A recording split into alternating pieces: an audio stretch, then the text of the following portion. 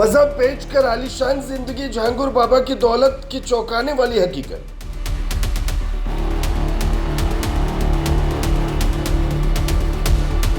कभी नग बेचता था, आज करोड़ों की प्रॉपर्टी और लग्जरी गाड़ियों का मालिक। बलरामपुर में धर्म के नाम पर बिछाया जाल, विदेशी फंडिंग और रेट कार्ड की भी जांच।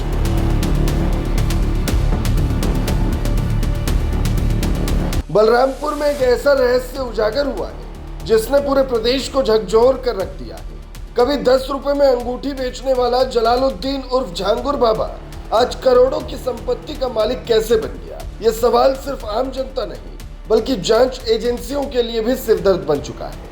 मजहब की आड़ में खड़ी की गई इस अंधी दौलत की इमारत अब ढहने लगी। झांगुर बाबा की असली पहचान थी गली गली घूमकर नग और ताबीज बेचने वाला एक साधारण व्यक्ति। मजारों के नाम पर रसीद काट कर चंदा मांगता था, लेकिन अचानक सब कुछ बदला।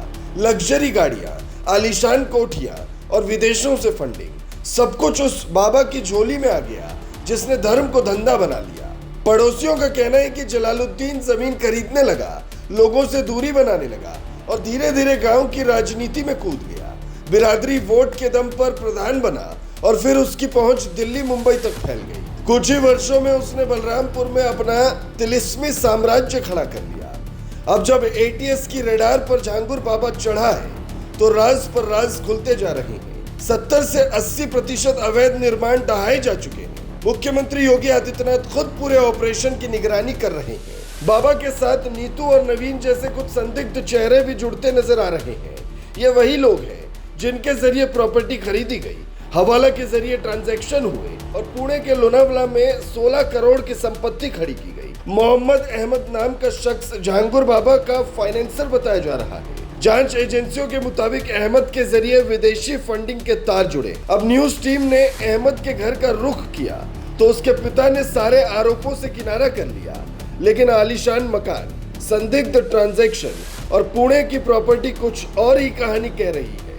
सवाल यह है कि अगर सब कुछ सही था तो इस साम्राज्य की नींव क्यों हिल रही है? झांगुर बाबा का तिलिस्म अब टूट रहा है। उसके नाम की चकाचौंध अब सवालों के घेरे में है। मजहब की आड़ में खड़ी की गई उसकी दुनिया अब कानून की आंखों में खटक रही है और ये तय है कि अब सच दबेगा नहीं। बलरामपुर से लोनावला तक उसकी हकीकत का हिसाब तय है।